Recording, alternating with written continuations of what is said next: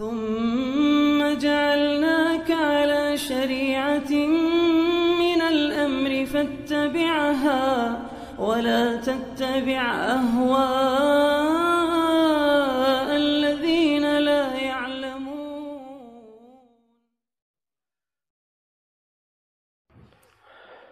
بسم الله الرحمن الرحيم. السلام عليكم ورحمة الله وبركاته. الحمد لله رب العالمين والصلاة والسلام على المبعوث رحمة للعالمين نبينا محمد وعلى آله وصحبه ومن تبعهم بإحسان إلى يوم الدين أما بعد. أسأل الله العظيم رب العرش الكريم أن يعلمنا بما ينفعنا وينفعنا بما علمنا ويزيدنا علما إنه جواد كريم. Semoga Allah Subhanahu wa taala mengajari kita ilmu yang bermanfaat bagi kita dan menjadikan ilmu yang telah kita pelajari selalu bermanfaat dan menambah ilmu untuk kita semua. Innahu waliyyu dzalika wal qadiru alaih. Kita masih melanjutkan pembahasan tentang sirah Nabi sallallahu alaihi wasallam. Masih dari kitab Alfiyah Al-Hafidh Al-Iraqi tentang sirah Nabi sallallahu alaihi wasallam. Baik, di bait syair yang ke 412 diterangkan di sini di bab dzikru khuluqihi sallallahu alaihi wasallam fil libas. Penyebutan akhlak Rasulullah sallallahu alaihi wasallam dalam berpakaian. Dalam berpakaian. Iya. Apa yang disebutkan dari sirah Nabi sallallahu alaihi wasallam itu dari kehidupan beliau yang dilihat oleh para sahabat Rasulullah sallallahu alaihi wasallam. Iya. Dan memang beliau di dalam kehidupannya, dalam segala hal yang beliau lakukan, telah Allah jadikan untuk kita semua sebagai tempat untuk ta'assi, mengambil petunjuk dan iktidak mencontohnya. Laqad kana lakum fi Rasulillahi uswatun hasanah liman kana yarjullaha wal yawmal akhir. Telah ada untuk kalian pada diri Rasulullah sallallahu alaihi wasallam suri tauladan yang baik. Katakan uswatun hasanah. Untuk siapa? Bagi siapa yang mengharapkan Allah dan hari akhirat. Wa dzakarallaha katsiran, dan banyak berzikir kepada Allah Subhanahu wa taala. Jadi mempelajari dari sirah Nabi sallallahu alaihi wasallam itu akan membuat seorang itu lebih cinta kepada Allah, lebih bergerak menuju kepada negeri akhirat, sebagaimana itu akan membuatnya lebih banyak mengingat Allah Subhanahu wa taala. Iya. Di antara akhlak beliau yang diterangkan di sini terkait dengan tata cara beliau berpakaian atau apa yang dipakai oleh Nabi sallallahu alaihi wasallam dari pakaian. Kata Al-Iraqi rahimahullahu taala, yalbasu ma min ath-thiyabi wajada min al-izari wal qamisi wal rida wa burdatin wa syamlatin wa hibarah wa jubbatin aw faqaba'in hadarah. Iya. Ini beberapa jenis dari pakaian yang dipakai oleh Nabi sallallahu alaihi wasallam.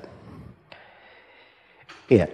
Dikatakan yalbas minats thiyabi, yalbas ma minats thiyabi wajada. Beliau memakai dari baju apa yang beliau temukan, apa yang beliau dapati, apa yang ada di depannya, apa yang ada di rumahnya, itu yang beliau pakai. Itu yang beliau pakai sallallahu alaihi wasallam. Jadi beliau pakai sesuai dengan kemampuan beliau. Iya. Kadang ada orang yang membawakan beliau hadiah, maka beliau pakai apa yang ada.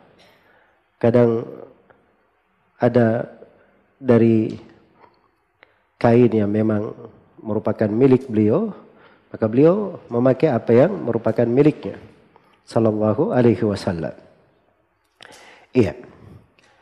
Minal izari, apakah itu berupa izar, berupa sarung, wal qamisi, atau berupa gamis. Iya. Kalau izar itu kan dimaklumi ya, dalam bahasa Indonesia sarung. Ya, cuman izar itu biasanya sesuatu yang dililitkan. Sesuatu yang dililitkan tidak disambung dengan jahitan. Makanya sarung yang kita pakai ini kalau di bahasa Arab itu tidak disebut izar. Kalau orang Yaman sana disebut sorun. Jamaknya sawarin. Karena berasal dari bahasa Indonesia kan. Nah, kalau izar lain sendiri mereka. Izar itu kain segi 4 panjang.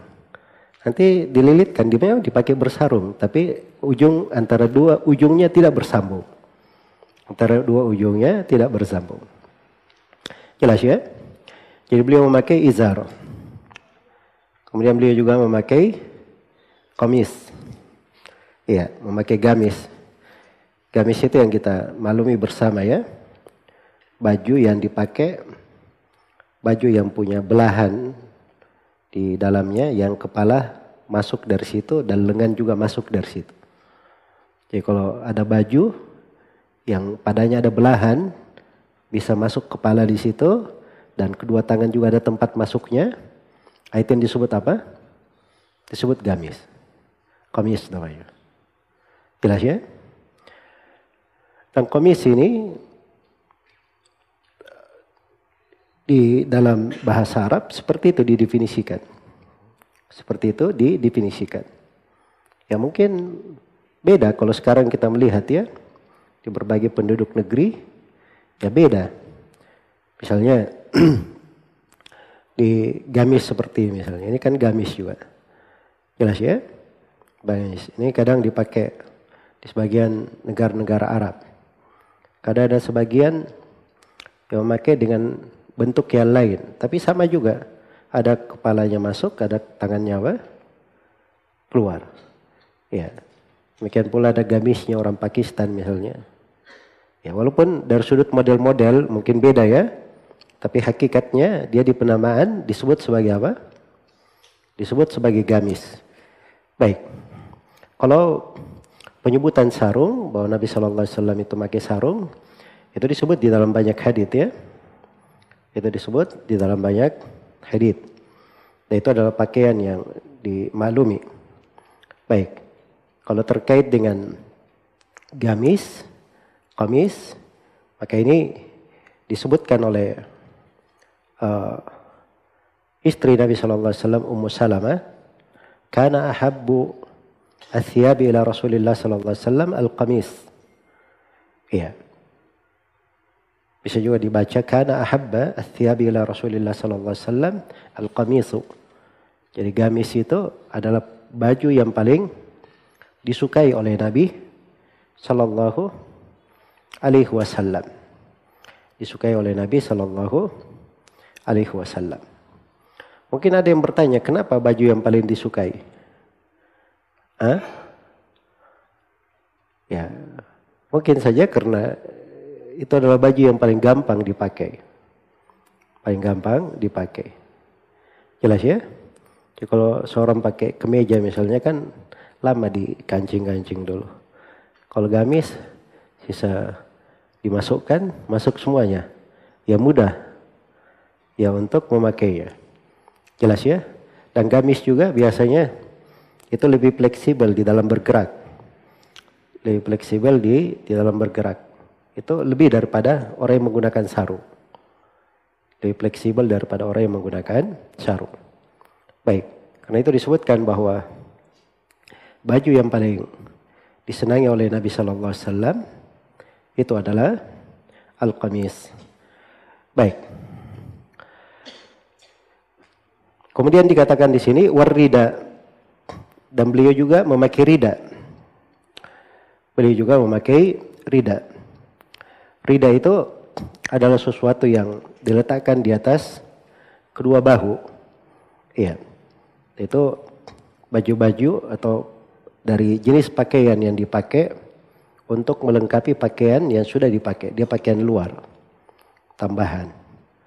Jadi kadang diletakkan di atas bahu. Iya. Pernah Nabi SAW berdiri di atas mimbar dalam hadits An-Nu'man bin Bashir.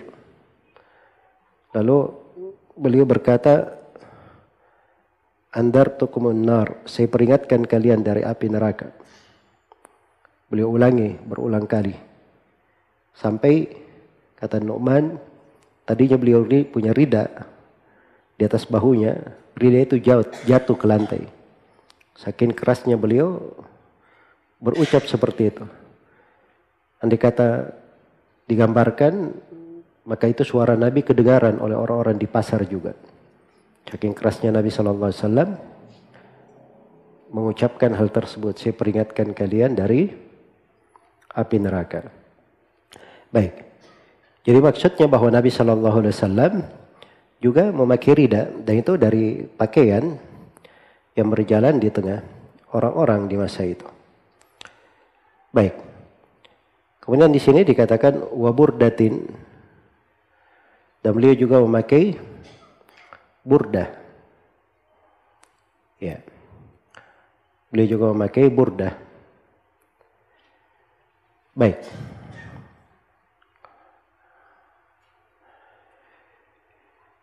Ini diantara jenis pakaian yang dipakai oleh Nabi Sallallahu Alaihi Wasallam. Ya. Dan dia adalah pakaian-pakaian yang dikenal ya dari pakaian luar yang ditambah sebagai hiasan dari pakaian dalam.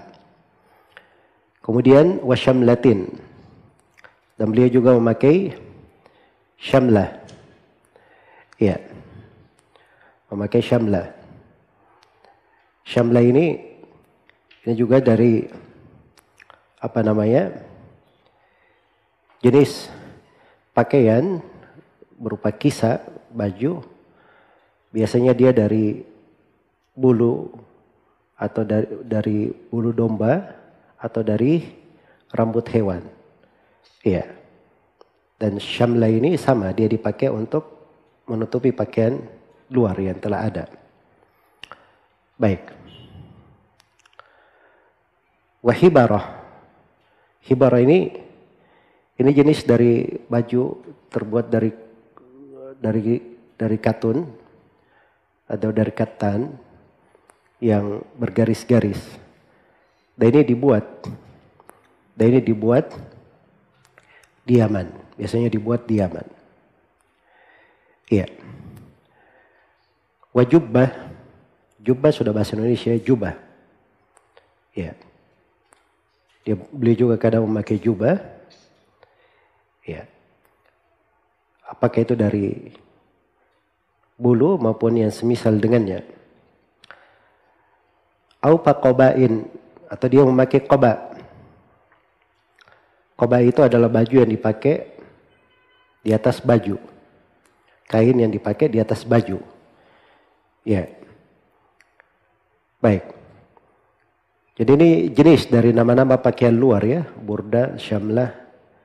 Ya, hibarah itu bisa pakaian langsung tapi dari katun. Jubah juga. Ya. Dan qoba. Baik. Dan dimaklumi ya pakaian-pakaian luar itu beraneka ragam. Orang-orang memakainya. Di kebiasaan di pakaian manusia. Jadi dia sudah pakai pakaian dalam satu. Terus ada pakaian luarnya. Ada pakaian luarnya. Dan itu berjalan di tengah manusia untuk dua fungsi. Fungsi yang pertama, agar supaya lebih menutupi auratnya. Dan fungsi yang kedua, sebagai hiasan. Hiasan di dalam berpakaian. Dan itu berjalan di tengah manusia. Iya. Dari masa dahulu. Hanya sekarang pakaian, model-model pakaian itu terus berubah-ubah, berganti-ganti. Sampai di negeri-negeri kaum muslimin, Iya. Juga sebagian dari pakaian sudah berubah. Karena memang dasarnya pakaian itu yang dipakai oleh Nabi Sallallahu Alaihi Wasallam itu bukanlah sebuah sunnah. Dikatakan sunnah memakai jubah, sunnah memakai gamis, sunnah memakai sarung. Ya tidak. Tetapi pakaian yang dipakai adalah apa yang biasa dipakai di negeri itu. Apa yang biasa dipakai di negeri tersebut. Tapi dengan ketentuan yang telah kita terangkan di pertemuan yang telah lalu. Ya, di pertemuan yang telah lalu saya sebutkan syarat berpakaian ada berapa? Ada 8. Apa itu? Pertama, nutupi aurat. Yang kedua, tebal tidak tipis. Karena kalau tipis itu menampakkan aurat. Yang ketiga, longgar, tidak ketat. Sebab kalau dia ketat itu membentuk aurat. 4, bukan dari hal yang diharamkan. Dari sutra atau dari najis. Terus yang ke-5, bukan pakaian yang menyerupai lawan jenis. Kalau laki-laki tidak memakai pakaian perempuan, perempuan tidak memakai pakaian laki-laki. Yang ke-6, tidak ada tasyabuh dengan orang yang kafir. Tidak ada tasyabuh dengan orang kafir. Baik, yang ke-7. Dia bukan dari pakaian syuhra. Ya, pakaian syuhra itu adalah baju yang dia pakai untuk beda dengan manusia. Beda dengan manusia. Jelas ya? Dia punya baju khusus beda dengan orang lain. Iya. Baik. Karena itu kalau saya sebutkan kemarin, kalau seorang di sebuah negeri itu sudah terbiasa dengan baju-baju seperti itu, maka asalnya itu boleh dia pakai. Boleh dia pakai. Jelas ya? Saya ingatkan kemarin ya bahwa ada sebagian orang keliru memahami. Dianggap pakai gamis ini katanya baju syuhra kalau di Indonesia. Itu tidak benar ya. Orang pakai gamis di mana-mana di Indonesia. Semua orang tahu. Jelas ya? Dari masa dahulu sudah ada hal tersebut. Baik. Terus yang ke-8? 7 atau 8? Iya, 7 saja.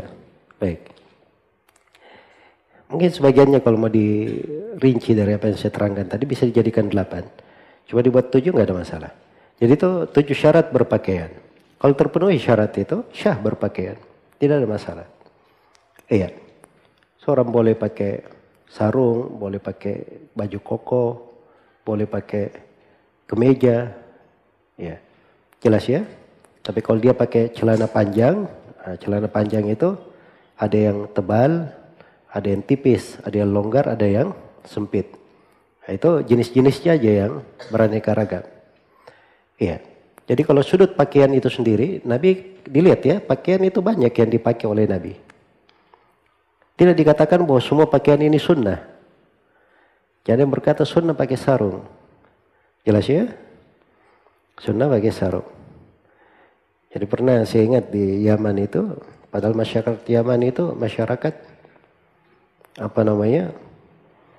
gemar pakai sarung ya.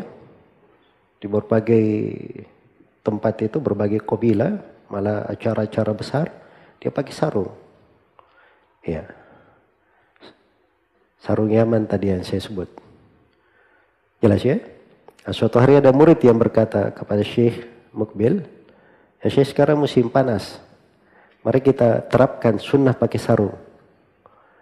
Ya, kata Syekh, dari mana kamu dapat sunnah?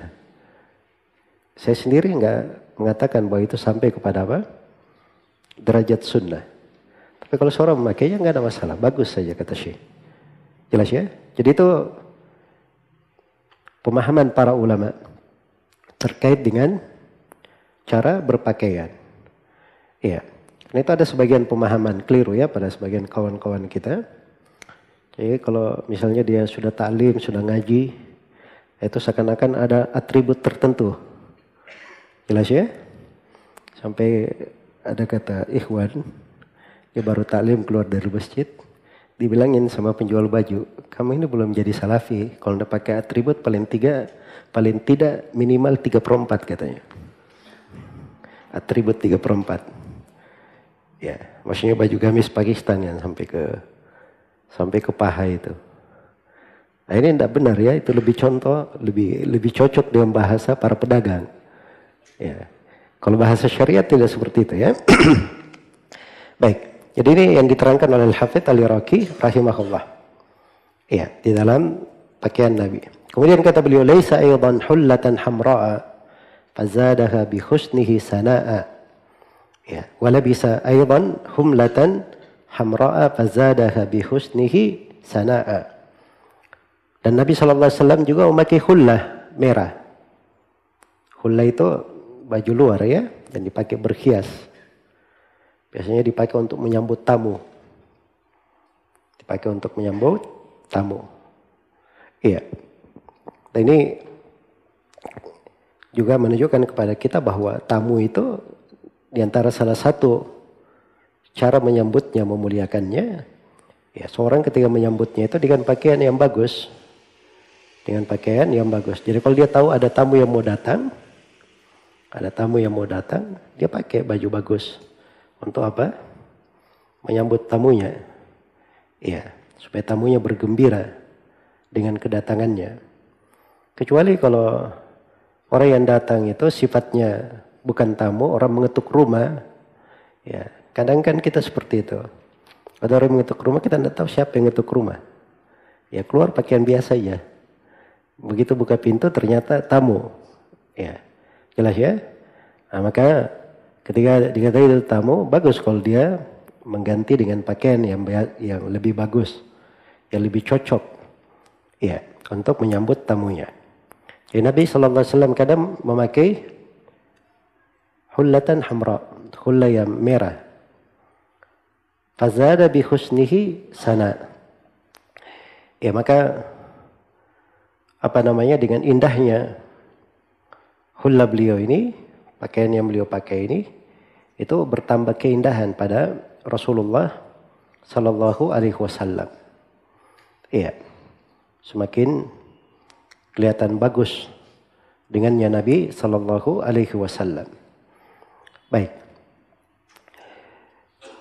Kemudian di sebagian riwayat dari hadits Abu Juhaifa radhiyallahu taala anhu di riwayat Bukhari dan Muslim, Abu Juhaifa itu berkata, "Ra'aitu Nabiy sallallahu alaihi wasallam wa alaihi hullatun hamra." Saya melihat Nabi sallallahu alaihi wasallam dan pada beliau ada hullah hamra. Iya. Beliau memakai baju hamra ini. Iya. Jelas ya? Baju luar ini. Baju luar yang bergaris-garis. Dikatakan hulla itu dia ada kemiripan dengan sebagian pakaian yang telah disebutkan. Ada garis-garisnya. Jadi dia merah, maksudnya didominasi oleh merah. Didominasi oleh merah. Bukan merah murni, tapi didominasi oleh merah. Ada warna hitamnya juga di hulla itu. Iya. Kata Abu Juhaifa, "Ka'anni anduru ila bariki saqaihi." Ketika Nabi memakai hullanya itu, seakan-akan saya melihat kilatan kedua betisnya. Kilatan kedua betisnya.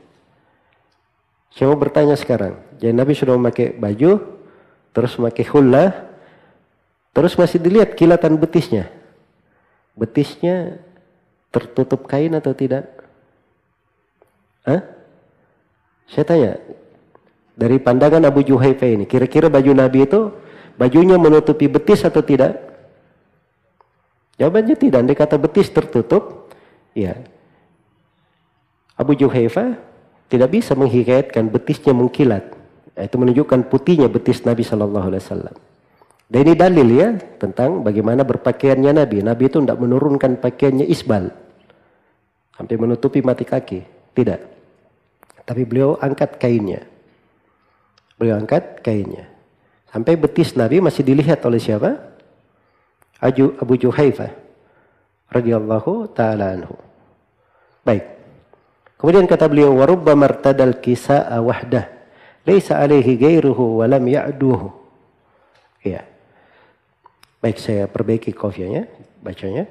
Wa rubba martadal kisa'a wahdahu laisa alaihi ghairuhu lam ya'duhu. Dan kadang Nabi SAW memakai kisah saja. Ya. Dia pakai baju saja. Cuman baju yang ada di badan saja beliau pakai. Laisa alaihi ghairuhu. Ya.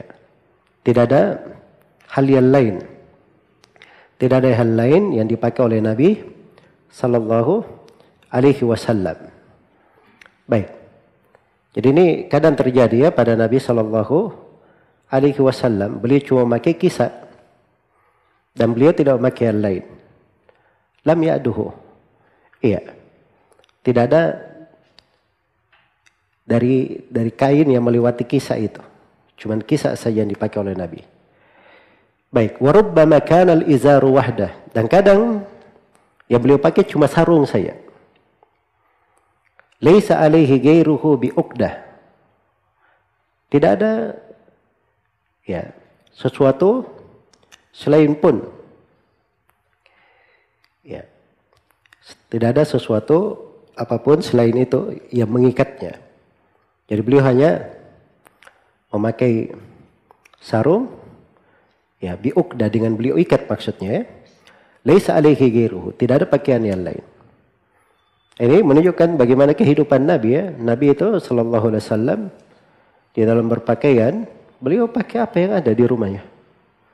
Ya, di masa dahulu itu beda dengan masa sekarang ya. Kita pakaian itu biasanya selalu kita pakai. Kalau sudah tidak dipakai, artinya sudah usang, dikasih orang kan begitu. Ya, kalau di masa dahulu itu pakaian itu berharga. Jadi kalau dia misalnya hari itu tidak ada makanan, bisa-bisa saja bajunya dia apa? Dia jual. Ya. Ingat sahabat yang melamar perempuan yang datang menawarkan dirinya kepada Nabi. Kata Nabi kepada sahabat ini, kamu pulang, cari mahar. Pulang ke rumah, cari mahar. Ya Rasulullah, tidak ada mahar. Kata Nabi SAW, balik lagi. Iltamis walau khataman min hadid. Cari mahar, walaupun cincin dari besi. Pulang lagi sahabat ini, cari mahar. Tidak ketemu. Baru dia berkata, ya Rasulullah, harta saya cuma sarung yang ada di badan saya ini. Kalau sarung ini saya potong dua jadi mahar, akan tertutup sebagian auratku saja. Jelas ya? Baik. Jadi menunjukkan bahwa sarung itu dikenal juga di tengah mereka sebagai barang yang berharga. Bisa dijadikan apa? Bisa dijadikan mahar. Ya kalau sekarang mana ada yang mau dilamar pakai sarung saja. Baik. Jadi ini sebagian ya potret dari kondisi manusia di masa Nabi sallallahu alaihi wasallam. Disebutkan di biografi Imam Al-Bukhari rahimahullah bahwa beliau beberapa hari itu tidak kelihatan oleh manusia.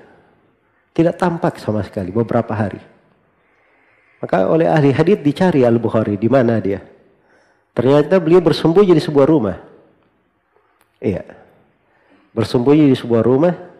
Beliau tidak bisa keluar karena beliau tidak punya kain yang bisa dipakai. Jelas ya, itu gambaran kehidupan para ulama di masa dahulu. Iya. Baik. Itu terjadi mungkin ya kalau kita sering hidup di sebuah negeri, di sebuah kota, apalagi kita di Indonesia umumnya ya. Orang-orang di kampung saja kainnya itu banyak sekali karena kain itu gampang dia bikin. Ya, mudah dia dapatkan, beraneka ragam. Jelas ya? Kita baru akan sadar besarnya nikmat itu kalau kita pernah lihat negara-negara yang kadang sebagian penduduknya itu nggak ada baju kecuali melekat di badannya saja. Iya. Dan itu saya pernah lihat ya di sebagian tempat saya menuntut ilmu. Ada sebagian kawan belajar itu, ya, itu nanti dia cuci bajunya hari Jumat saja. Hari Jumat nggak ada pelajaran pagi, pelajarannya hanya ada sore saja. Dia pergi mandi, dia cuci bajunya, terus dia berjemur di matahari sampai kering. Setelah itu lagi baju yang dia pakai sampai pekan depan. Iya. Sampai saya pernah lihat ada anak kecil, Masya Allah bajunya. Ya warnanya unik ya, kalau kita warnanya unik sekali. Ya warna hijau tua mengkilat begitu. Ini anak sudah berbulan-bulan saya lihat bajunya cuman itu. Ya kalau saya berbaik sangka, ini mungkin dia punya beberapa pasang baju warna itu. Tapi heran juga kok sobekannya sama. Cuman itu doang sobekannya. Jelas ya? Jadi kadang subhanallah, kadang kalau kita lihat keadaan sebagian orang, ada sebagian manusia seperti itu. Cuman kita saja ya, karena kehidupan kita hidup di sebuah tempat yang mungkin pakaian banyak itu begitu berkurang, ya perasaan kita pakaiannya kok sedikit sekali saya. Ya saya ini termasuk orang yang paling miskin. Padahal kalau dia dibandingkan dengan orang-orang yang saya ceritakan tadi, dia sudah raja sebenarnya. Sudah banyak apa? Sudah banyak pakaiannya. Maka ini perbandingan ya pada nikmat-nikmat. Nah ini subhanallah Nabi SAW kadang beliau memakai sarung saja. Iya. Hanya memakai sarung saja. Tidak ada selain di tubuh beliau selain sarung. Iya. Warubbama kana alaihi mirtu murahhalun yaqna'u la yashtattu. Ya kadang Nabi SAW memakai mirt. Iya. Mirt itu baju dari bulu domba atau dari bulu hewan yang tidak terjahit. Tidak disambung dengan jahitan. Iya. Tidak disambung dengan jahitan. Baik. Biasanya dipakai untuk bersarung. Dan beliau memakainya, mirt ini murahhal. Dia ada gambar rihal. Rihal itu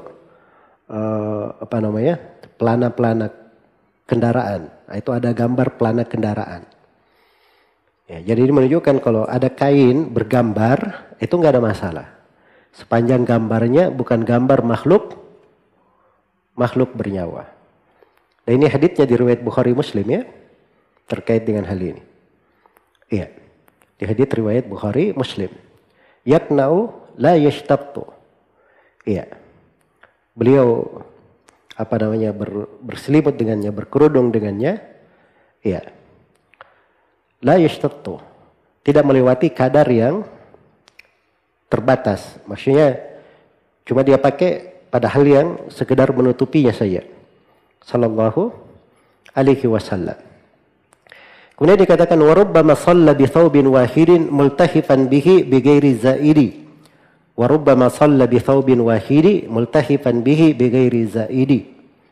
Dan kadang Nabi sallallahu alaihi wasallam itu salat menggunakan satu baju. Beliau berbungkus dengannya. Tidak ada tambahannya. Iya. Ini terkait dengan masalah salat menggunakan satu kain. Itu ada hukum diterangkan oleh Nabi. Siapa yang punya satu kain, kalau kainnya luas, in kana wasian faltahif bih. Kalau dia luas, maka dia pakai berbungkus. Itu di masa dahulu. Dia bungkus dirinya, dia pakai kainnya, dia bungkus, nah dia sholat. Itu kalau satu kain. Kalau kainnya luas. Tapi kalau satu kainnya sempit, fattazir bih. Hendaknya dia memakainya sebagai sarung. Makainya sebagai sarung. Baik. Ada silang pendapat di tengah para ulama di dalam masalah sholat. Apakah wajib menutup bahu atau tidak? Iya.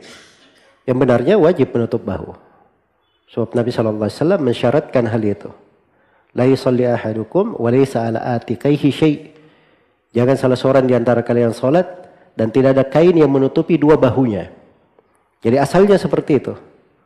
Dia sholat. Ketika sholat dia tutupi bahunya. Kecuali kalau dia tidak punya kain sama sekali. Nah, kalau tidak punya kain ya fattaqullaha mastata'tum, bertakwalah kepada Allah sesuai dengan kemampuan kalian. Jadi kalau kainnya cuma bisa dipakai bersarung, ya pakai bersarung. Jelas ya? Dia pakai bersarung. Demikian. Baik. Kemudian dikatakan di sini wala yusbilul qamisa wal izara bal fawqa ka'baini huma ittisara. Dan Nabi sallallahu alaihi wasallam tidak mengisbalkan gamis dan sarungnya. Iya. Jadi hukum isbal itu berlaku pada sarung, berlaku pada gamis. Jelas ya? Berlaku pada kain yang ada turun ke bawah. Isbal itu apa? Isbal itu dia memakai kain yang melewati mata kaki. Itu namanya isbal. Iya. Bal fawqa ka'baihi huma iktisara. Bahkan baju yang dipakai oleh Nabi itu di atas kedua mata kakinya. Iya. Nah, ini pembatasannya sampai situ. Pembatasannya sampai situ. Jadi tidak diirsal. Ya. Jadi dia batasi sampai situ, tidak lewat. Barubbama kana linisfis saqi tawadu'an li rabbihil khallaqi. Bahkan kadang Nabi sallallahu alaihi wasallam memakai kain sampai ke pertengahan betis. Karena tawadu', merendah diri kepada Allah, kepada Rabbnya Al-Khallaq. Kepada Allah, Rabbnya yang maha mencipta. Baik.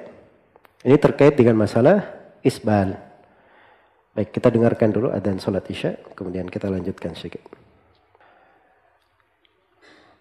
Baik, mungkin ada yang bertanya, kenapa Nabi sallallahu alaihi wasallam tidak isbal dalam berpakaian?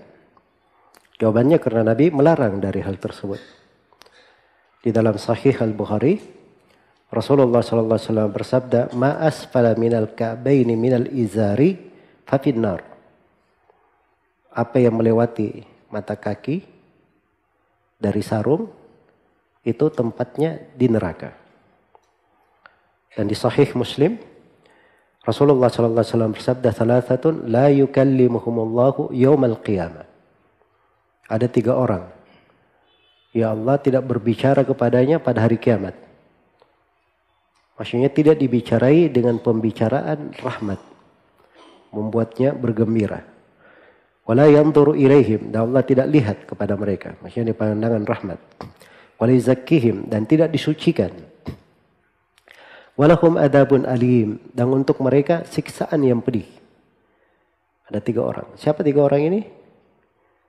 Yang paling pertama disebut oleh Nabi Al-Musbil. Orang yang memanjangkan bajunya melewati mata kaki. Baik, ini ancamannya keras atau tidak nih? Keras sekali ya. Baik, ini bukan sembarangan. Karena itu sejumlah ulama menghitungnya masuk di dalam dosa besar. Karena diancam dengan neraka, diancam tidak dilihat. Allah tidak berbicara kepadanya pada hari kiamat. Baik, ini kalau dia melakukannya tambah sombong. Kalau dia melakukannya dengan sombong, maka semakin bertambah dosanya. Semakin besar dosanya. Iya. Karena itu di hadits riwayat Abu Daud dan Nasai, "Wa man jarra minha syai'an khuyala la yanzurullahu ilaihi yaumal qiyamah." Siapa yang menyeret dari kainnya itu karena sombong, maka Allah tidak akan melihat dia pada hari kiamat. Allah tidak akan melihat dia pada hari kiamat. Dan di hadits riwayat Bukhari Muslim juga dikatakan la yanzurullahu ila man jarra izarahu bataran. Allah tidak melihat kepada orang yang menyeret sarungnya dalam keadaan sombong. Iya. Dan sudah berlalu ya di syarat berpakaian, syarat makanan. Nabi itu melarang orang makan dibangun di atas berpakaian, di atas kesombongan. Bersombong dan berlebihan. Itu dilarang. Iya. Nah ini mana ya dipelihara di dalam syariat, dijaga. Walaupun ada sebagian ulama yang memandang bahwa isbal itu larangannya kalau tidak sombong. Kalau sombong nggak ada masalah. Iya. Ada sebagian ulama berpendapat seperti itu. Tapi ini pendapat tidak kuat. Pendapat tidak kuat. Ya, mereka berdalilkan dengan hadits Abu Bakar As-Siddiq radhiyallahu taala anhu, ya, ketika Nabi sallallahu alaihi wasallam menyampaikan haditsnya itu, maka Abu Bakar berkata, "Ya Rasulullah, izari yastarhi illa ana ta'ahadahu." Sarungku itu kadang dia turun, kecuali kalau saya selalu menjaganya. Kata Nabi, "Innaka lasta mimman yaf'aluhu khuyala." Engkau bukan orang yang melakukannya dalam keadaan sombong. Jelas ya? Ini Abu Bakar sebenarnya dia tidak isbal ya, cuman istarhi. Istarhi itu pakai baju. Ya, apalagi Abu Bakar disebut badan beliau radhiyallahu taala anhu itu kurus ya. Jadi baju itu ngepas bajunya dekat mata kaki. Jadi kalau beliau jalan itu kadang turun seakan-akan apa? Isbal padahal tidak isbal. Nah, itu sebenarnya ya Abu Bakar ini. Makanya Nabi berkata, kamu itu bukan orang yang melakukannya dalam keadaan sombong. Memang asalnya dia tidak apa? Tidak isbal. Jelas ya? Nah, di antara dalil juga yang menunjukkan bahwa sombong itu bukan alasan. Ibnu Mas'ud, beliau pernah isbal sampai turun lewati mata kaki. Suruh Nabi, angkat kainmu. Ya Rasulullah, betis saya ini kecil. Nah, Ibnu Mas'ud rupanya isbal karena apa? Menutupi cacat di betisnya. Berarti dia isbal karena sombong atau karena alasan cacat? Alasan cacat kan, bukan karena sombong. Bersama dengan itu Nabi berkata, angkat kainmu. Diangkat sampai di atas mata kaki. Kata Nabi, angkat lagi. Terus diangkat sampai ke pertengahan betis. Ini siapa? Ibnu Mas'ud. Baik, ini semuanya dalil-dalil ya menunjukkan bahwa pendapat yang mengatakan isbal itu adalah hal yang diharamkan. Walaupun tidak sombong. Kalau dia sombong itu lebih besar lagi keharumannya. Lebih besar lagi keharumannya. Baik. Kemudian dikatakan di sini yalbas thawbahu minal mayamini wa naz'uhu bil aksi littayamuni.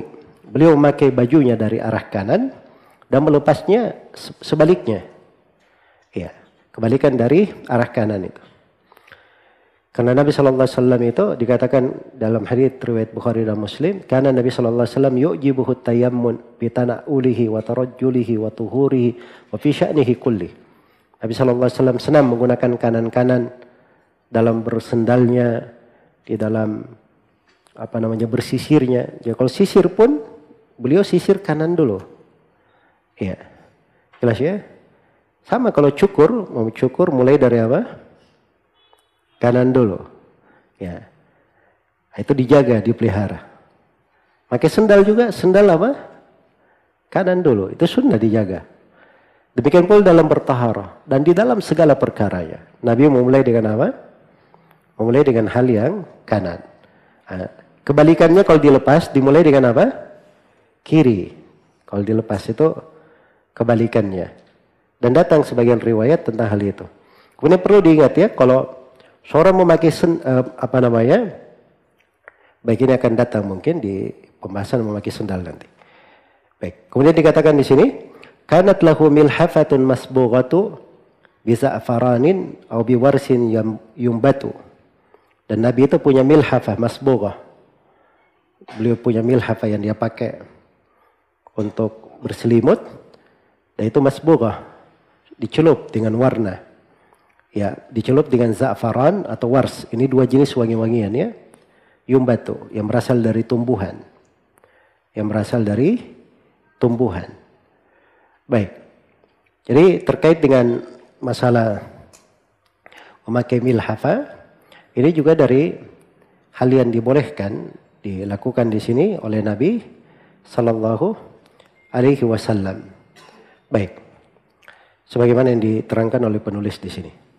Setelah itu penulis menjelaskan tentang doa yang dibaca.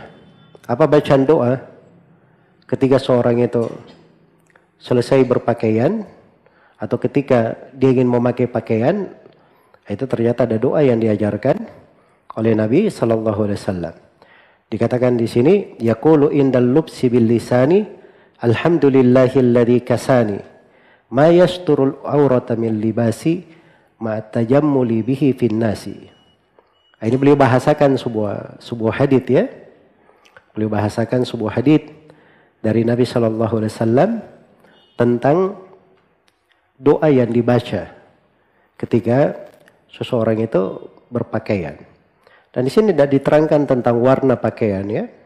Walaupun dari Nabi itu beliau paling senang warna putih. Namun juga ada warna lain, sudah kita terangkan beliau memakai baju yang berwarna bercampur hitam dengan merah. Ya, menunjukkan bahwa hal tersebut dilakukan oleh Nabi. Di dalam berpakaian Nabi Shallallahu Alaihi Wasallam tidak mesti berwarna putih, tapi warna putih itu adalah hal yang paling disukai oleh Rasulullah Shallallahu Alaihi Wasallam. Iya, sini diajarkan doa. Apa doa yang dibaca? Ya, kalau di dalam riwayatnya, di riwayat At-Tirmidzi dikatakan man labisa jadidan, siapa yang memakai baju baru, lalu dia berkata alhamdulillahilladzi kasani. Segala puji bagi Allah yang memberi saya pakaian. Ma'uwari bihi aurati, yang dengannya saya menutup auratku. Wa atajammalu bihi fi hayati, dan saya berhias dengannya di dalam kehidupanku. Ya. Berhias dengannya di dalam kehidupanku. Baik. Jadi ini doa ya yang diajarkan oleh Nabi Shallallahu Alaihi Wasallam. Ya, itu dengan lafaz yang saya bacakan tadi. Tapi ini haditsnya ada kelemahannya, hadits Umar bin Khattab, tapi ada kelemahan. Ada doa yang lebih indah diajarkan juga oleh Nabi, sudah kita terangkan kemarin di doa makan. Kan diajarkan oleh Nabi dua ya, ada doa dibaca ketika makan, doa dibaca ketika apa? Memakai pakaian. Kalau doa makan apa kemarin? Alhamdulillahilladzi at'amani hadza wa razaqanihi min ghairi haulin minni wala quwwah. Ya, kalau doa memakai pakaian alhamdulillahilladzi albasani hadza ya, min ghairi haulin minni wala wa razaqanihi min ghairi haulin minni wala quwwah, sama. Ya. Maka ini dari doa yang dibaca. Ya, seorang itu di dalam makan saja dia baca doa, diampuni dosanya. Dia pakai pakaian, lalu dia baca, diberi keutamaan luar biasa. Itu semuanya melambangkan kesyukuran. Melambangkan kesyukuran. Sebab pakaian itu bagian dari nikmat yang mesti kita syukuri. Baik, kita akan sambung nanti di kelanjutan pembahasan setelah salat Isya insyaallah taala. Subhanakallahumma wa bihamdik asyhadu an la ilaha illa anta astaghfiruka wa atubu ilaik walhamdulillahirabbil alamin. Bismillahirrahmanirrahim. Alhamdulillahirabbil alamin. Wassalatu wassalamu ala al-mab'uuthi rahmatan lil alamin nabiyina Muhammad wa ala alihi wa sahbihi wa man tabi'ahum bi ihsanin ila yaumiddin, amma ba'd. Kemudian dikatakan di sini wa yas'adul mimbara id yasha'u bi ra'sihi isabatun dasma'u. Dan beliau kadang naik ke mimbar. Beliau kadang naik ke mimbar kalau beliau berkehendak. Dan di kepalanya ada isabah. Isabah itu lilitan. Bahasa lainnya imamah. Ada imamah dasma. Imamah yang berwarna hitam. Imamah yang berwarna hitam. Iya.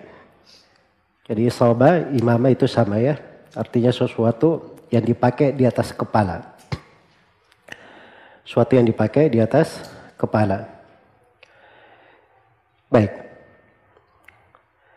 Dan asalnya dalam pakaian adalah halal. Seorang boleh memakai pakaian apa saja. Sepanjang tidak ada dalil di dalam syariat yang melarang akan hal tersebut. Iya. Memakai imamah itu boleh. Memakai imamah boleh. Sebagaimana boleh memakai kopiah di bawah imamah. Dan boleh memakai imamah langsung. Itu tidak dipermasalahkan. Baik. Terkait dengan Nabi SAW pernah berkhutbah. Seperti yang disebut oleh Al-Iraqi di sini. Itu berdasarkan hadits riwayat Muslim. Dari Amr bin Khuraith radhiyallahu anhu, Kata beliau, "Ra'aitu Nabi sallallahu alaihi wasallam yakhutubu 'alal mimbar wa 'alaihi imamatun sauda." Nabi sallallahu alaihi wasallam pernah khutbah di atas mimbar dan di atas kepala beliau ada imamah hitam. Ada imamah hitam. Sebagaimana di dalam hadits Jabir juga, riwayat Muslim, bahwa Nabi sallallahu alaihi wasallam masuk Mekah, masuk di Fathu Mekah, wa alaihi imamatun sauda, di atas kepala beliau ada imamah berwarna hitam. Iya. Tapi perlu diberi garis bawah di sini ya, bahwa Nabi itu tidak menjadikan imamah hitam itu pakaian resmi atau pakaian tetap. Ya. Sehingga Nabi tidak dikenal pakai imamah kecuali warna hitam. Jelas ya, bahkan Nabi memakai warna hitam dan beliau pakai warna yang lain. Karena itu Ibnul Qayyim rahimahullahu ta'ala sangat teliti ya di dalam pembahasan ini. Di Zadul Ma'ad Ibnul Qayyim terangkan bahwa Nabi itu tidak memakai warna hitam sebagai libasan ratiban, sebagai pakaian tetap, pakaian resmi. Dan itu bukan simbol beliau di hari raya, di hari Jumat, di tempat-tempat berkumpul. Iya. Tapi pernah beliau masuk ke Mekah, menaklukkan Mekah, beliau memakai imamah hitam. Dan waktu itu cuma Nabi yang memakainya, para sahabat tidak memakai. Jelas ya? Tidak memakainya. Baik, maka ini menunjukkan bahwa masuknya Rasulullah, beliau memakai imamah hitam, itu bukan pakaian tetap. Apalagi dikatakan sunnahnya pakai imamah warna apa? Warna hitam. Ya, karena imamah itu sendiri itu adalah pakaian atau lilitan di atas kepala dipakai pada apa yang mencocoki di sebuah negeri. Apa yang mencocoki di sebuah negeri. Iya. Ya, kalau kebanyakan penduduk negeri itu tidak memakai imamah, ya maka itu lebih mencocoki mereka. Seperti kita di Indonesia misalnya, itu orang lebih cocok dengan apa? Memakai kopiah atau yang semisal dengan itu. Iya. Dan ini belakangan ada yang sibuk-sibuk membahas antara kopiah putih dan kopiah hitam. Ya. Kayak tidak ada kerjaan saja. Padahal semuanya bisa dipakai, nggak ada masalah. Tapi kadang sebagai orang itu terlalu memaksakan. Kalau masyarakat harus pakai kopiah hitam. Tidak mesti ya di dalam hal tersebut. Di Indonesia ini semuanya itu bisa dipakai. Ya, dan itu tidak melambangkan suatu ciri tertentu. Orang pakai kopiah putih nggak ada masalah, pakai kopiah hitam nggak ada masalah. Jelas ya? Baik. Dan imamah juga bukan dikatakan pakaian syuhrah di Indonesia. Boleh saja kalau orang ingin memakainya. Baik. Tapi dia memakai dari pakaian-pakaian apa yang mencocoki di kebanyakan manusia di tempatnya. Kemudian dikatakan di sini wa na'luhul karimatul masunah. Ini berbicara tentang sendal sekarang. Selesai imamah. Belum berpindah tentang sendal. Sendal ini dibahas dalam 6 bait syair. Wa na'luhul karimatul masunah tuba liman massa biha jabina. Dan sendal Nabi yang mulia terjaga. Maksudnya terpelihara sendal Nabi SAW dari mana masuna, artinya orang yang memakai sendal itu ya biasanya dia jaga sendalnya dari najis, dari kotoran. Apalagi dia adalah seorang Nabi, apalagi itu adalah Nabi kita, Nabi Muhammad SAW. Maka beliau di dalam hal tersebut menjaga sendalnya dari kotoran. Ya, sampai ketika pernah beliau sholat memakai sendal, Jibril datang, lalu memberitahu bahwa di sendalnya ada kotoran, maka beliau letakkan sendalnya di sebelah kirinya, lalu beliau sholat, melanjutkan sholatnya. Jelas ya? Dan ini menunjukkan bagaimana penjagaan Rasulullah terhadap kebersihan sendalnya. Sampai ketika ada kotoran, beliau tidak sadar, turun Jibril memberitahunya. Jelas ya? Baik, makanya itu dibahasakan oleh penulis masuna, sendal yang terjaga. Itu kalau di bahasa orang yang berilmu seperti itu ya. Tapi kalau di bahasa yang pikirannya senang mistik-mistik, senang karoma-karoma, nah itu lain pikirannya kalau itu. Iya. Jelas ya? Sampai sekarang ada orang-orang yang mengatakan masih ada sendal Nabi Sallallahu Alaihi Wasallam. Nggak tahu dari mana sanad periwayatannya. Baik, kita lihat di sini bagaimana sifat sendal Nabi. Dikatakan tuba liman massa biha jabina. Beruntunglah orang yang sendalnya Nabi menyentuh dahinya. Iya, ini sudah berlalu ya di pembahasan tabarruk dengan peninggalan Nabi sallallahu alaihi wasallam. Dan itu dibolehkan diberi kekhususan untuk nabinya Nabi Muhammad sallallahu alaihi wasallam.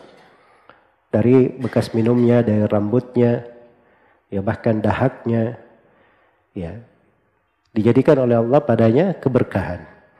Baik. Jadi kalau dari sudut itu terang ya, syah. Tapi yang menjadi masalah itu masih adakah yang disebut dengan nama rambut Nabi Sallallahu Alaihi Wasallam? Apakah itu masih ada? Masih adakah sampai sekarang apa yang disebut dengan peninggalan Nabi Sallallahu Alaihi Wasallam? Itu yang menjadi masalah sebenarnya. Jelas ya? Ya. Bukan masalah bahwa peninggalan atau jejak Nabi, bekas Nabi, apa yang dipakai oleh Nabi ada keberkahannya. Kalau itu betul. Allah Subhanahu wa taala jadikan. Baik. Jadi tadi saya katakan bahwa pembahasan tentang peninggalan Nabi, sendalnya, rambutnya, bajunya, tidak diragukan padanya ada keberkahannya karena Allah jadikan padanya keberkahan. Cuma yang menjadi masalah itu semuanya masih ada atau tidak? Itu yang menjadi masalah. Iya. Dan perlu diketahui di sini ada beberapa hal ya. Mau yang ditinggalkan oleh Nabi itu dari harta itu, dari kepemilikan beliau itu sangat sedikit sekali. Karena itu di hadits Amr bin Harith riwayat Al-Bukhari, beliau berkata, "Ma taraka Rasulullah sallallahu alaihi wasallam inda mautihi." Nabi ketika meninggal tidak meninggalkan sesuatu ketika dia mati. Dirhaman, tidak meninggalkan mata uang perak. Wala dinaran, tidak meninggalkan mata uang emas.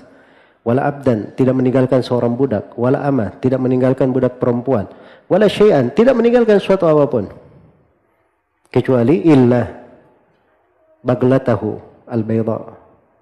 Kecuali bagalnya. Bigal itu perkawinan antara keledai dengan kuda. Itu bigal namanya. Bigal beliau berwarna putih. Dan kecuali senjatanya, persenjataan beliau. Dan kecuali tanah, itu pun sudah menjadi sedekah. Jadi cuma itu yang disebut.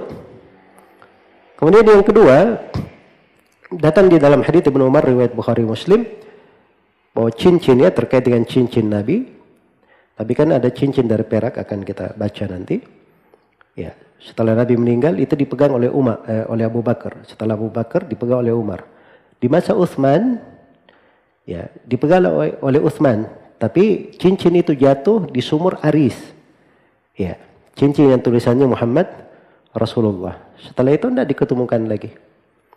Kemudian Nabi juga ada di sebagian riwayat dari hadits Sahal bin Sa'ad, Nabi berwasiat untuk dikubur bersama beliau beberapa hal bersamanya. Iya. Dan kalau dibaca di Al-Bidayah wan Nihayah, ada sebagian dari peninggalan Nabi seperti burda dan kotifah, ya baju yang biasa beliau pakai, itu masih ada dipegang oleh sebagian orang-orang di kerajaan Abbasiyah. Ya, tetapi ketika dikuasai oleh Tatar, maka itu semuanya dibakar oleh mereka. Dan itu ada di dalam sejarah. Jadi kalau sekarang ada penggambaran rambut Nabi, Masya Allah, rambutnya panjang sekali. Hah? Pernah lihat? Baik.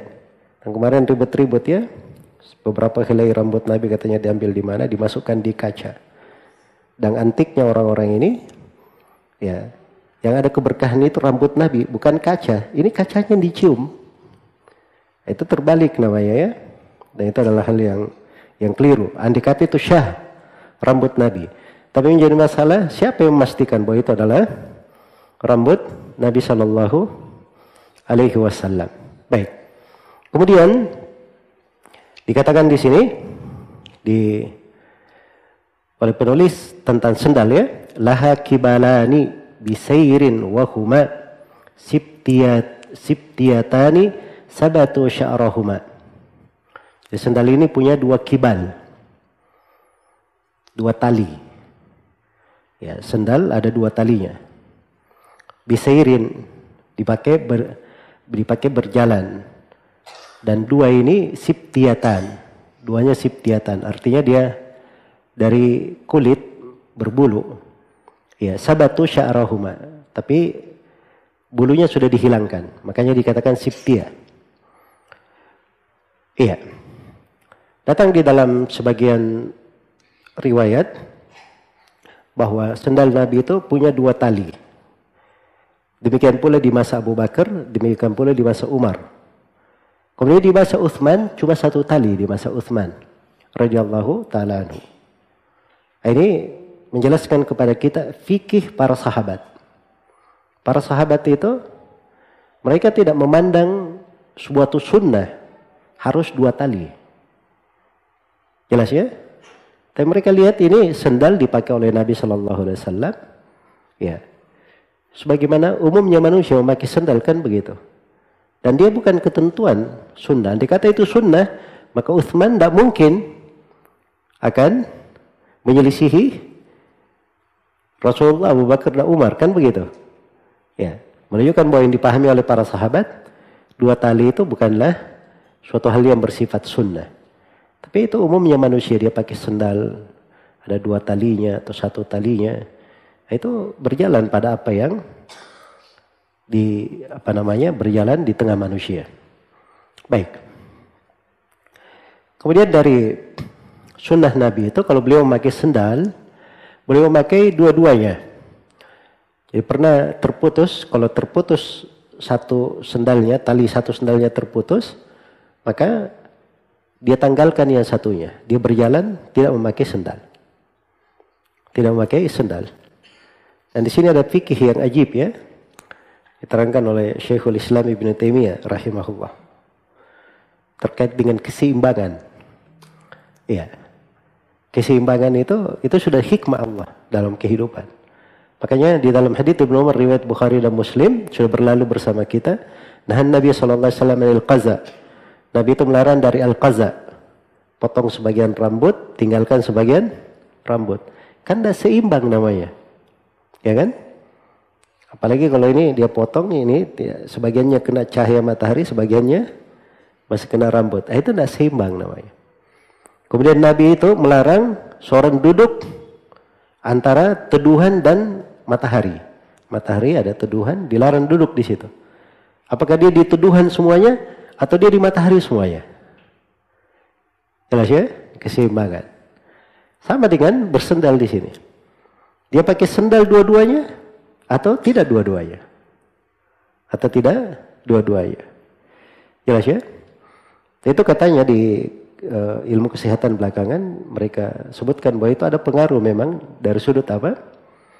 Dari sudut kesehatan. Ya. Baik. Ada hal yang unik ya dari Syekh bin Baz rahimahullah. Beliau pernah ditanya, ya Syekh, bolehkah saya melangkah beberapa langkah? Sendal saya putus 1. Saya cuma ingin melangkah beberapa langkah saja.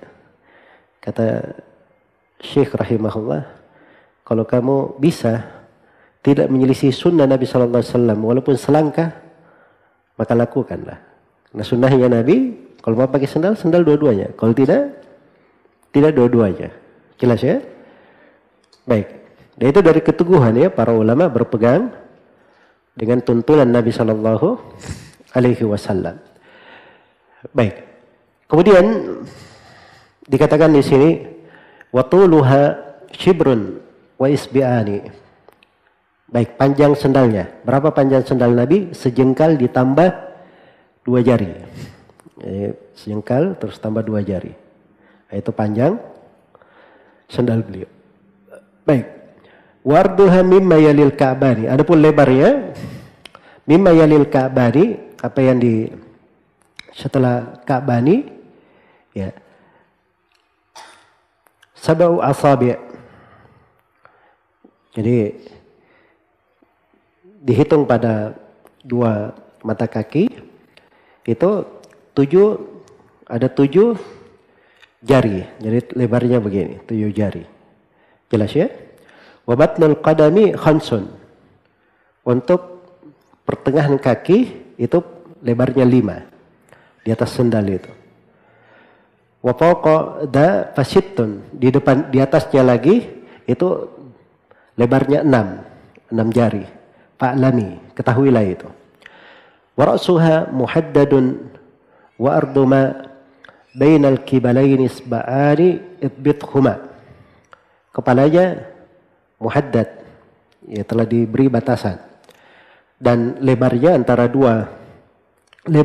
dua tali itu sejarak 2 jari. Ya, maka hitunglah dengan benar. Kata beliau, wa hadhihi timthalu tilkan na'li wa dawruha akrim biha min na'li. Inilah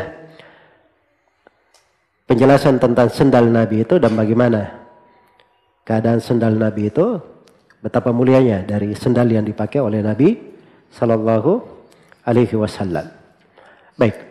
Jadi selesai ya terkait dengan masalah penyebutan bagaimana sendal Rasulullah sallallahu alaihi wasallam.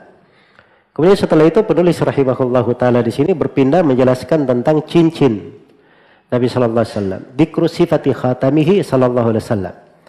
Penyebutan tentang cincin Nabi sallallahu alaihi wasallam.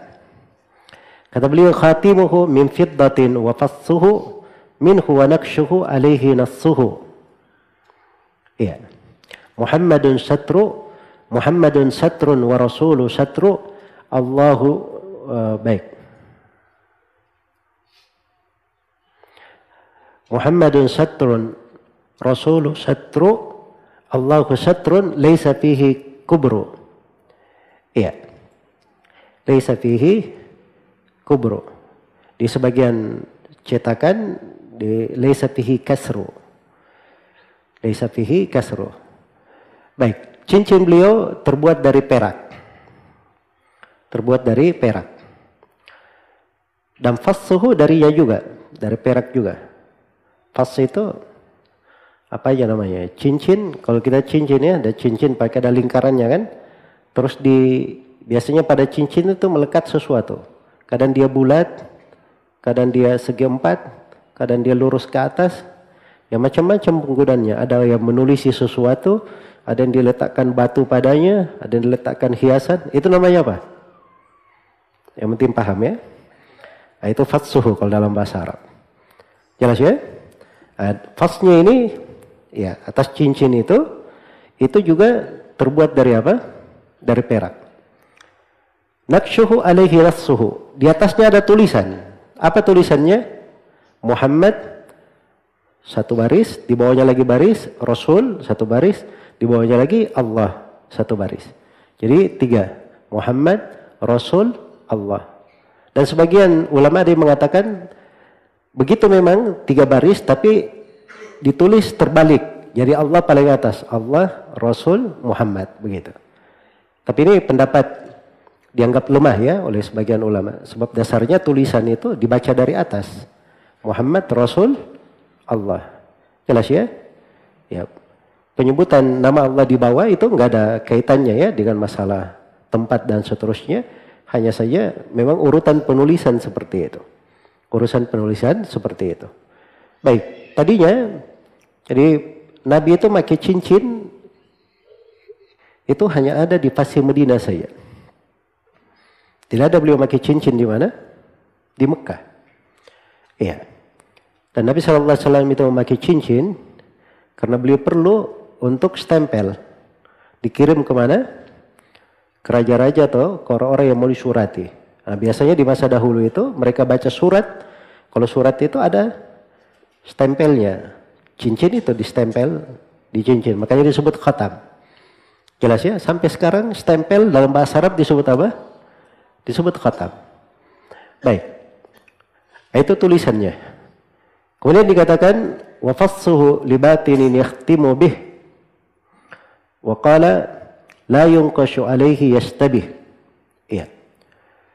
Kemudian cincin Nabi sallallahu alaihi wasallam itu fasnya itu berada di dalamnya.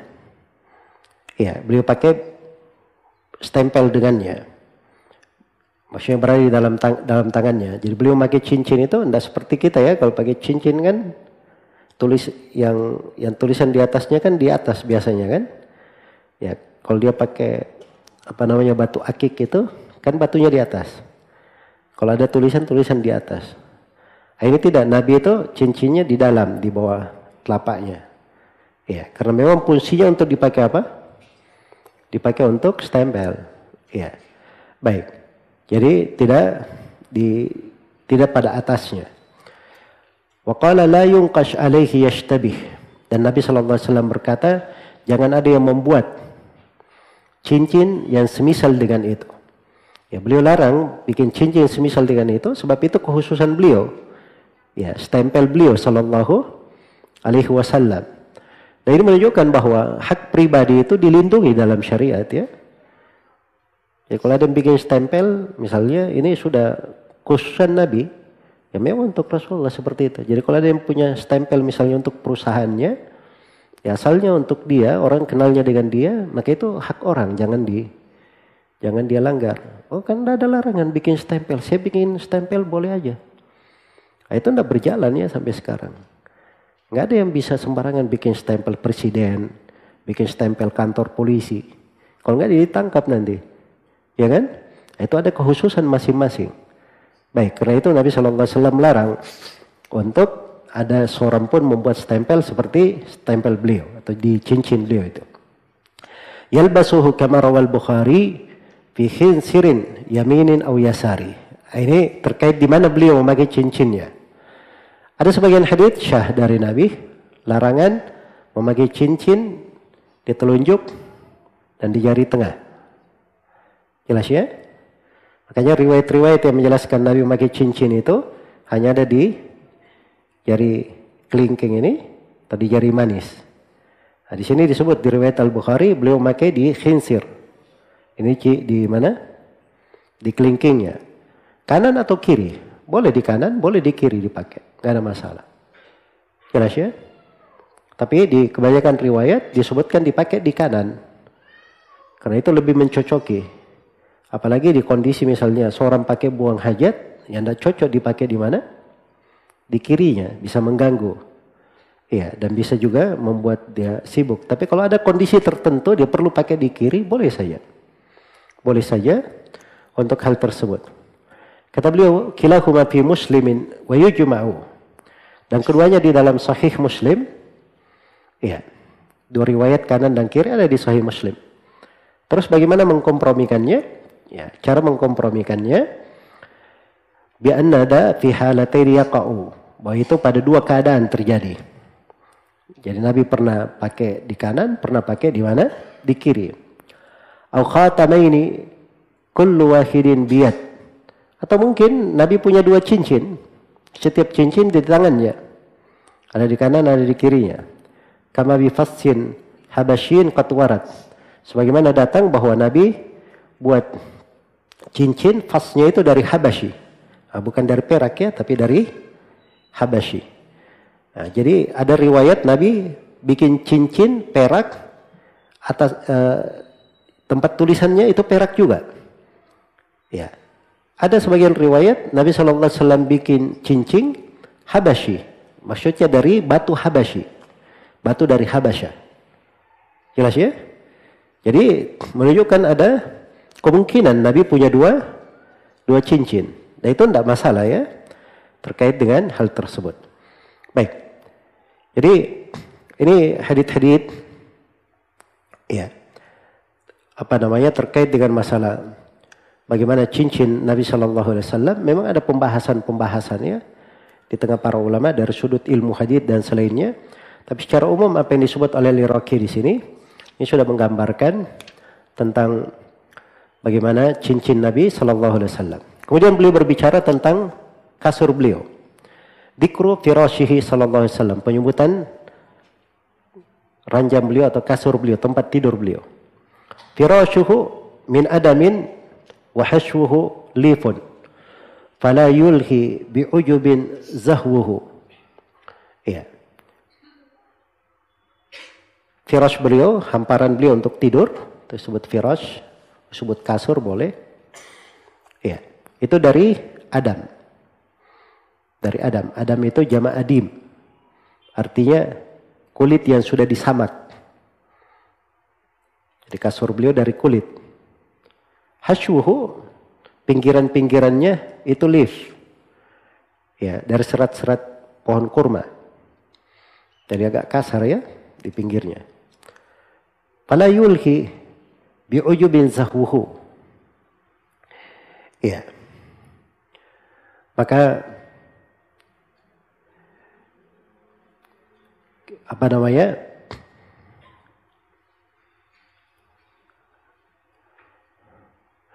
Orang yang melihatnya itu tidak membuat lalai. Orang yang melihatnya itu tidak membuat lalai, membuatnya bangga. Ya maksudnya orang yang melihat kasur Nabi Shallallahu Alaihi Wasallam itu, ya itu akan melihat tawadhu, kerendahan hati beliau dengan memakai kasur itu.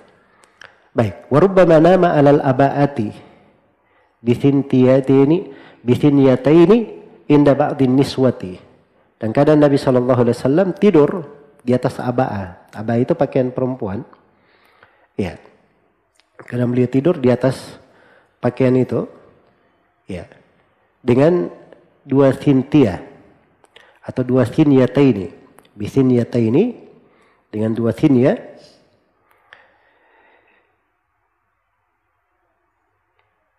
Baik, maksudnya dua apa namanya, yang memiliki dua ikatan. Dan ini abaa milik sebagian istrinya, dan disebutkan bahwa itu adalah milik Hafsah bintu Umar bin Khattab radhiyallahu anha, istri Nabi sallallahu alaihi wasallam, ummul mukminin.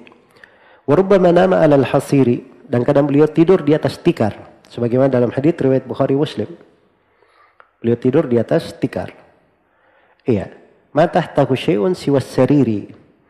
Terkait dengan tidur di atas abaa, itu ada hadits ya tadi disebut dari Hafsah, riwayat At-Tirmidzi, tapi haditsnya dilemahkan oleh Syekh Al-Albani rahimahullah. Baik.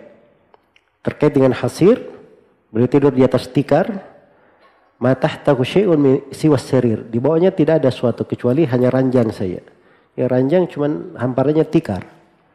Iya, hamparannya tikar. Baik, beliau tidur di atasnya sallallahu alaihi wasallam. Dan itu syah dalam hadits riwayat Bukhari Muslim. Sampai Umar bin Khattab pernah melihat Nabi tidur di atas tikar. Kemudian sebagian badan beliau itu sudah berbekas tikar itu. Di malam ya orang tidur di atas tikar, langsung di atas kulitnya. Nah, itu nanti kulit itu ada apa namanya, corak tikar nanti. Iya. Pernah lihat? Coba sendiri ya kalau. Baik. Jadi Umar pernah lihat seperti itu kepada Nabi Sallallahu Alaihi Wasallam. Kemudian Umar menangis. Umar berkata, ya Rasulullah, itu raja-raja Persia, Romawi, mereka di tengah kemegahannya. Sedangkan kau adalah Rasulullah, keadaanmu seperti itu. Ya. Rasulullah berkata, wahai Umar, ya itu dunia disegerakan untuk mereka. Jelas ya? Apa yang Allah berikan kepada kita itu lebih baik. Atau kama qala sallallahu alaihi wasallam. Jadi maksudnya bahwa beliau sallallahu alaihi wasallam itu bukan orang yang tidak mampu untuk bermegah-megahan, yang memiliki banyak hal dan seterusnya. Tapi itulah pandangan beliau terhadap apa? Kehidupan dunia. Baik, jadi ini dari hamparan tidur Nabi Shallallahu Alaihi Wasallam. Pada dasarnya seorang itu bisa tidur di atas apa saja. Dia bisa tidur di atas apa saja. Dan telah datang dari sebagian riwayat-riwayat sahabat, mereka tidur di atas hal-hal yang lain.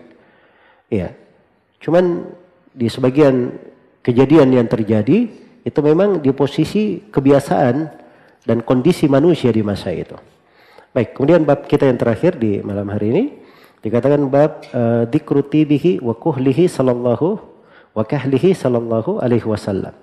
Penyebutan minyak wangi Nabi sallallahu alaihi wasallam. Baik. Dikatakan di sini at-tibu wan nisa'u hubbiba lahu. Wangi-wangian dan perempuan telah dibuat sebagai hal yang dicintai kepada Nabi SAW. Nah itu di dalam hadits Anas bin Malik, riwayat Imam Ahmad dan An-Nasai dan selainnya. Rasulullah SAW bersabda, "Hubbiba ilayya minad dunya an-nisa' wat-tib, wa ju'ila qurratu aini fis shalah." Dari dunia kalian yang dibuat aku mencintainya itu ada dua, perempuan dan wangi-wangian. Dan telah dijadikan kesejukan mataku di dalam salat. Kesejukan mataku di dalam salatku. Jadi Nabi itu senang pada wangi-wangian, sebagaimana beliau juga senang kepada perempuan. Wa yakrahu ar-rihal kariha kullahu, dan beliau membenci seluruh bau yang tidak enak. Seluruh bau yang tidak enak. Wa tibuhu ghaliyatun wa misku, wal misku wahdahu kada sakku. Ya. Adapun wangi-wangian Nabi Shallallahu Alaihi Wasallam, ya, wangi-wangian Nabi Shallallahu Alaihi Wasallam itu adalah hal yang berharga, ya, itu yang disebut dengan al-ghaliyah. Al-ghaliyah itu kalau diterjemah harfiahnya artinya sesuatu yang berharga, sesuatu yang mahal. Tapi al-ghaliyah itu nama minyak wangi, merek kayak nama minyak wangi. Kalau disebut ghaliyah itu berarti di dalamnya bercampur antara misk, kemudian ambar, kemudian ud, dan kafur. Ada 4 di dalamnya. Itu yang disebut al-ghaliyah. Dan kadang beliau pakai misk saja, al-misk, pakai al-misku saja. Bahkan beliau berkata atyabut tib al-misk. Tib yang paling bagus adalah al-misku. Itu yang paling bagus dianggap oleh Nabi Sallallahu Alaihi Wasallam di sebagian riwayat. Wa kadza as-sakku. Ya. Demikian pula as-sakku. Sak ini adalah wangi-wangian yang dikenal. Dia salah satu nama dari wangi-wangian. Iya, dipakai berwangi dengannya. Bukhuruhul kafur wal udun nadi. Adapun bukhurnya, wangi-wangian yang berasap itu dari kafur dan ud. Ya, gaharu an-nadi, yang apa? Yang murni. Iya. An-nadi. Jadi nadi itu biasanya dipakai untuk sesuatu yang baunya jauh. Ya. Baik.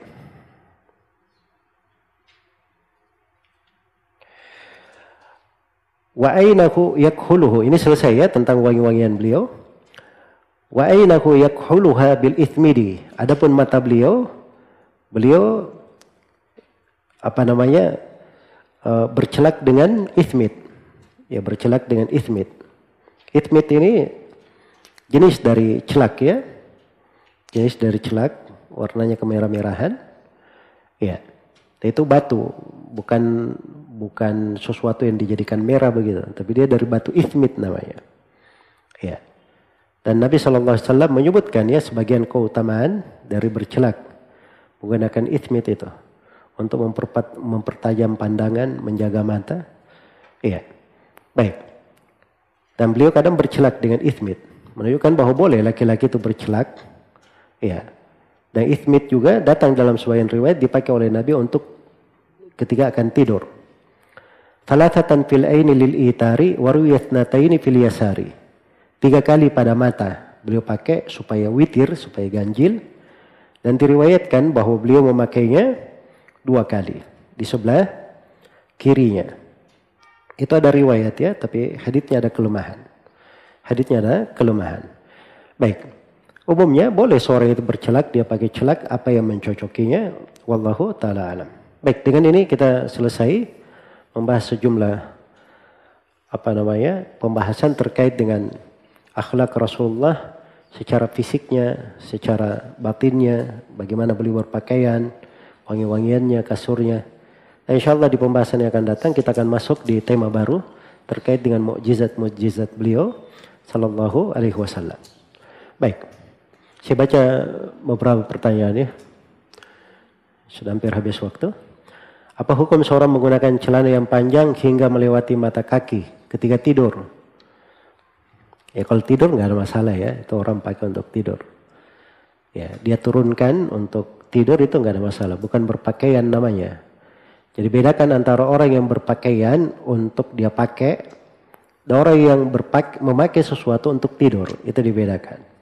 Baik. Apa hukumnya menggulung dengan baju tanpa ada keperluan? Ya nggak ada masalah, itu kembali kepada kebiasaan di satu tempat dalam masalah menggulung. Ya, tetapi kalau sholat dia harus lepas gulungannya. Ya, harus dilepas gulungannya. Apakah gulungan di baju, gulungan di rambut, itu dilepas. Sebagaimana dalam hadits Ibnu Abbas, riwayat Bukhari dan Muslim.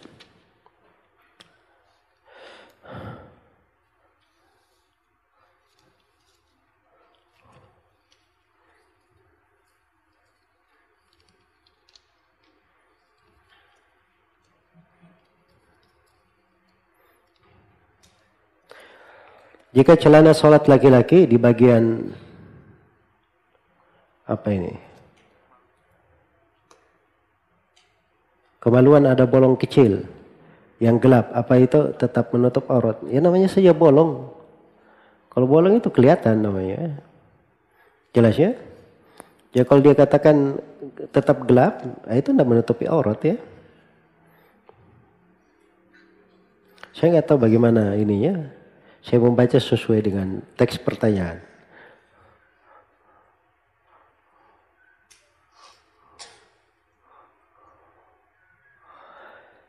Apa tugas malaikat Jibril saat Nabi sudah wafat? Apakah masih menyampaikan wahyu? Ya saya nggak tahu, saya tidak pernah ketemu juga ya dengan Jibril. Nah itu tidak ada keperluan untuk ditanyakan ya.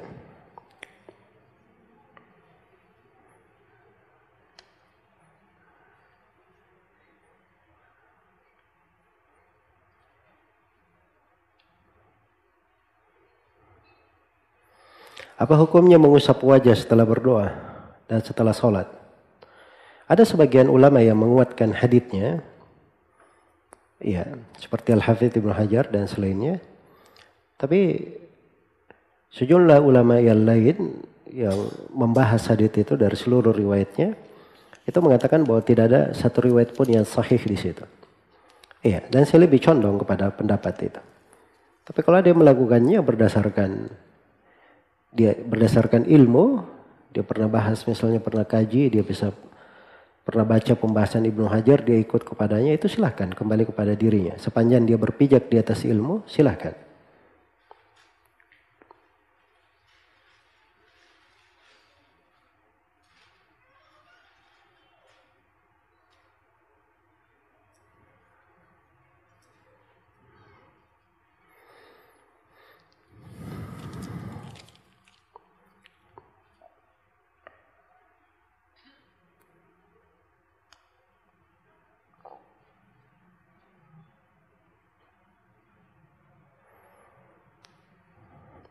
Tadi Ustadz berkata ada beberapa bahwa Nabi minta beberapa hal agar dikuburkan bersama beliau. Apa saja itu? Itu ada dalam hadits Sahal bin Sa'ad ya. Saya tidak hadirkan tadi lafadznya. Baik. Mengapa? Yang gue usah tanya mengapa ya. Nah, apakah meminta seperti ini adalah sunnah? Enggak, itu belum tentu sunnah. Sesuai dengan keperluan saya. Ada sebagian ulama yang ketika dia meninggal, dia minta sebagian buku-bukunya dikubur bersamanya. Dikubur bersamanya. Kenapa? Itu penjagaan terhadap riwayat namanya. Penjagaan terhadap riwayat. Sebab buku-buku dia, riwayat dia itu sudah tersohor di tengah manusia. Dia sendiri menyampaikannya. Sudah berada di tangan rawi-rawi thiqah. Nah, kalau bukunya di luar tanpa kontrol dia, mungkin saja ada orang yang memasukkan riwayat yang bukan riwayatnya dan menipu manusia. Makanya dia minta supaya buku-bukunya dikubur bersamanya. Ada sebagian ahli hadits yang seperti itu. Jelas ya?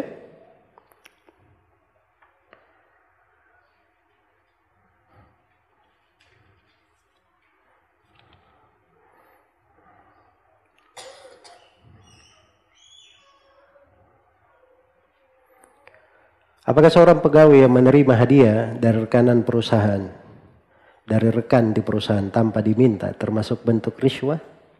Ya kalau tidak ada hubungannya dengan kerja, tidak ada masalah. Kalau tidak ada hubungannya dengan pekerjaan. Hanya perkara yang bagus antara kawan-kawan, itu nggak ada masalah.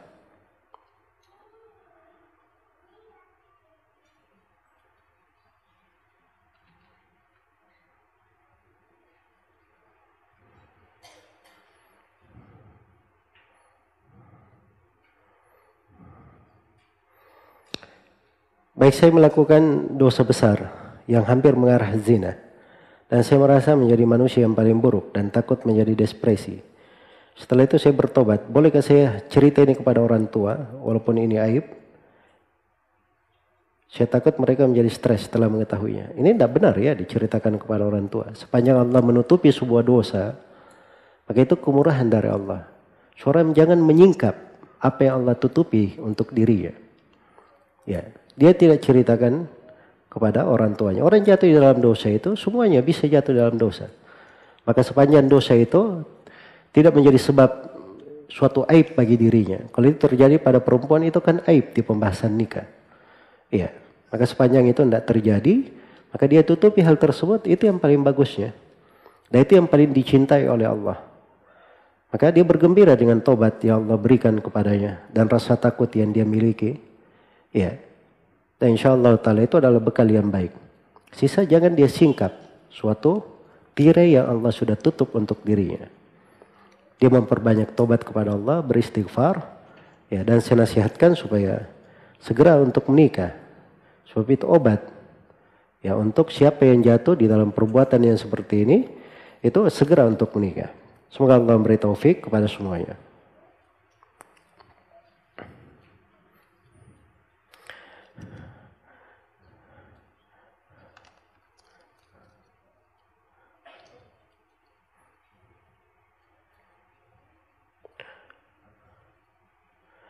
Baik, saya sudah sampaikan berulang kali ya di pelajaran saya itu. Saya tidak menerima pelajaran sebut nama orang, sebut nama kelompok, nama. Kalau mau tanya-tanya saja. Apa hukum orang yang berkata begini? Saya akan terangkan. Tapi jangan sebut siapa yang berkata. Atau apa hukum ada orang yang berbuat begini. Saya akan jelaskan. Sebab itu memang itu yang diizinkan. Tapi penyebutan nama orang itu tidak ada. Saya tidak izinkan ya untuk ada yang bertanya seperti itu.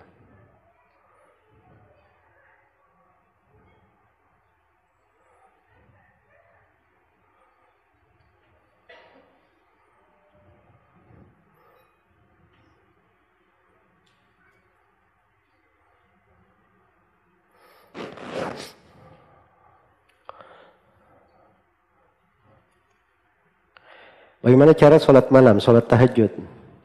Apakah boleh sholat berjamaah?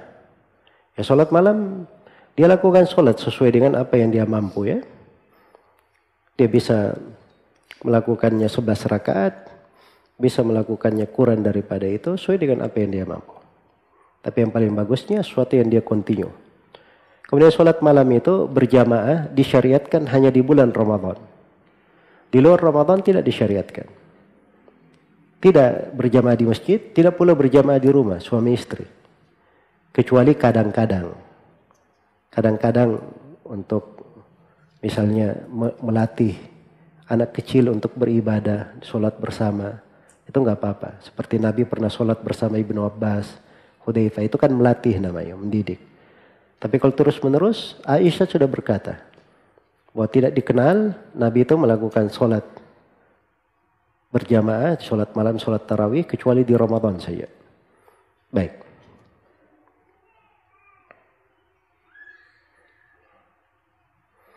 Apakah di dalam lengan baju terdapat larangan isbal?